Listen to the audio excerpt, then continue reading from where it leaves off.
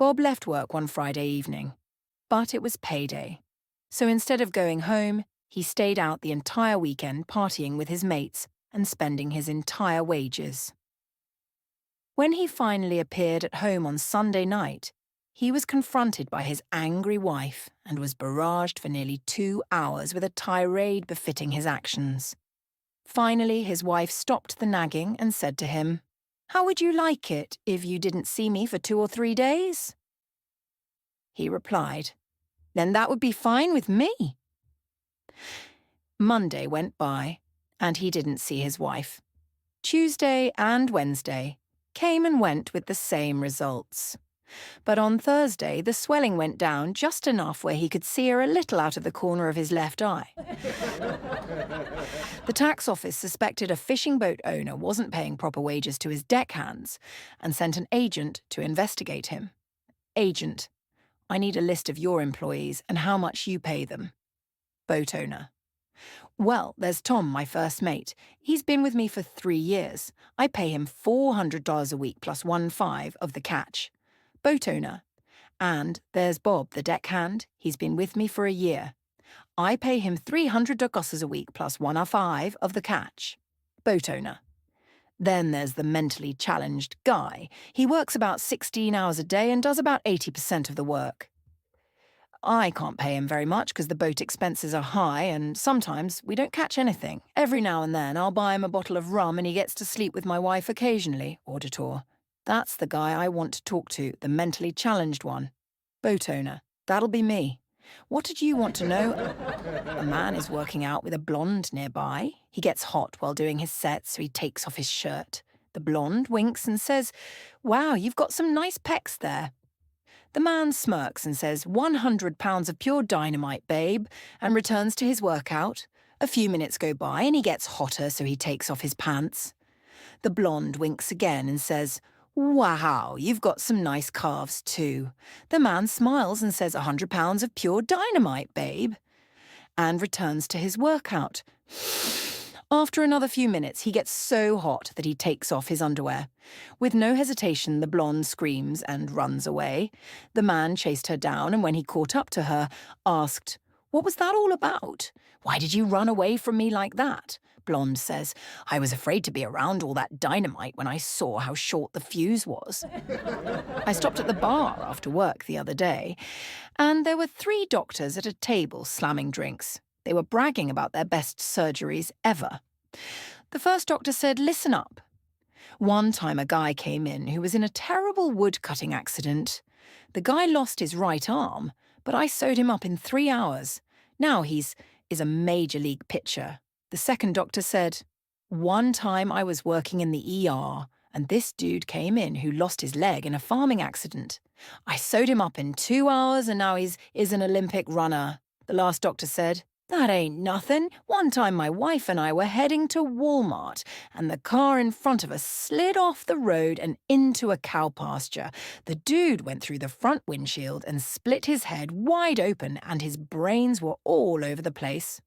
I sprung into action and scooped up all the brains and all the cow patties and shoved it right back in his head. I sewed him up in less than 45 minutes, and now he is the President of the United States of America. A doctor is delivering a baby. The head comes out and the baby says, 'Hey, you my dad.' The doctor is shocked, says no, and the baby shoots back inside the mother. The doctor calls the gynecologist over to have a look.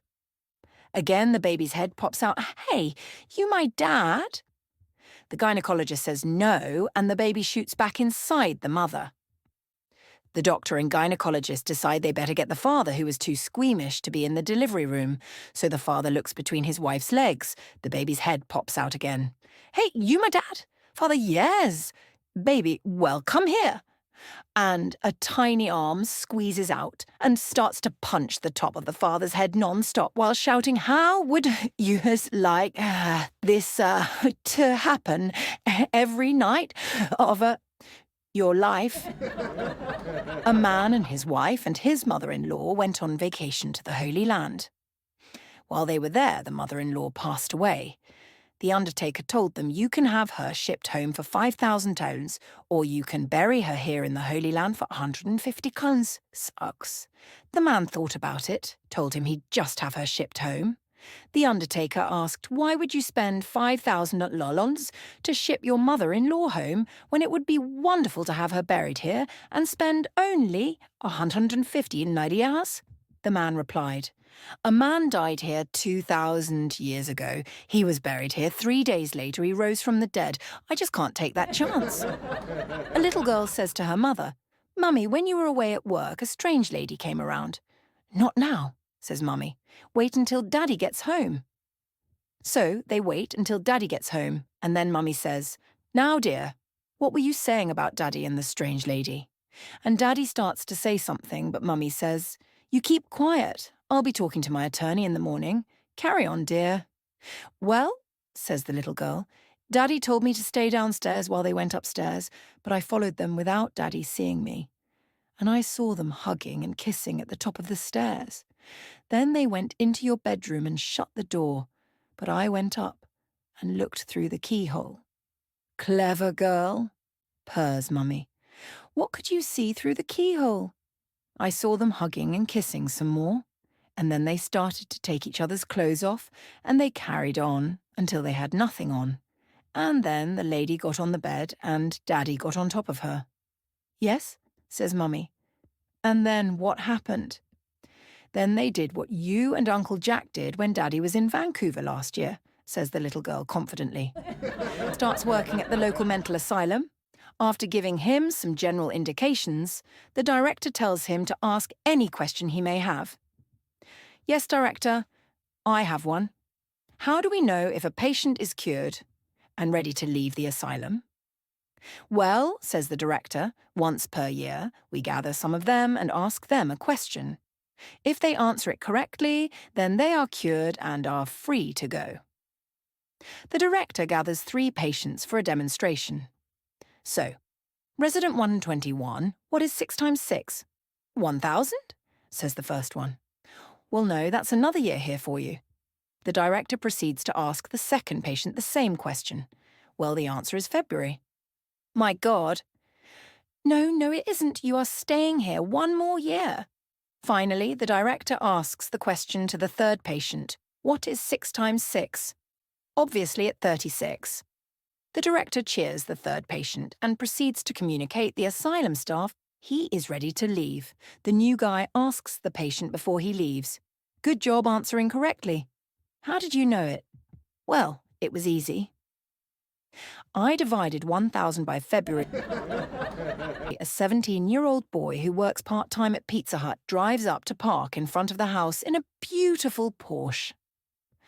Naturally, his parents know that there's no way he earned enough with his after-school job to buy such a car. Where did you get that car? His mum and dad screamed in shock. I bought it today, replied the teen calmly. With what money, young man? His mum demands. We know how much a Porsche costs and you cannot afford it. Well, it's used and I got a good deal, says the boy. This one cost me $20. Who on earth would sell a car like that for $20? The woman up the street, the boy replies. I don't know her name, she just moved in. She ordered a pizza, and when I delivered it to her, she asked me if I wanted to buy a Porsche for $20. The boy's dad and mom hurry over to their new neighbour's house, ready to demand an explanation. Curiously, their new neighbour is calmly planting flowers in her front yard. I'm the father of the kid you just sold a sports car to for $20, the dad says. I need an explanation from you. Well, the woman says, not looking up from her garden, this morning I got a phone call from my husband. I thought he was on a business trip in Florida, but it seems he has run off to Hawaii with his secretary and doesn't intend to come back.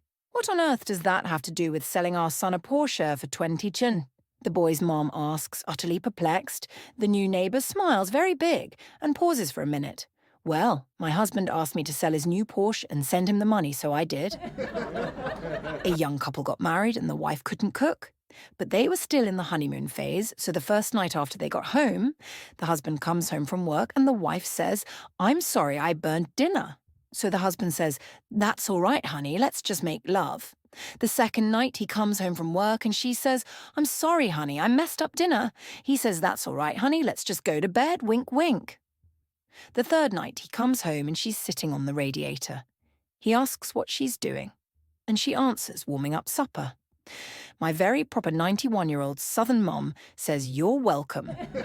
Three women are sick of their boss, always leaving work early on a Tuesday. One Tuesday, they all agree to wait 20 minutes after the boss has left, then sneak out themselves. Their boss would never know. The brunette left and decided to go shopping. The redhead decided to hit the gym before meeting some friends for drinks. The blonde decided to go home and surprise her husband, but when she arrived home, she heard noises in the bedroom. She slowly walked up, peeked through the door, and saw her husband in bed with her boss. Mortified, she closed the door and crept out of the house. The next day back at work, the girls met up and discussed whether they should all skip out early again next week.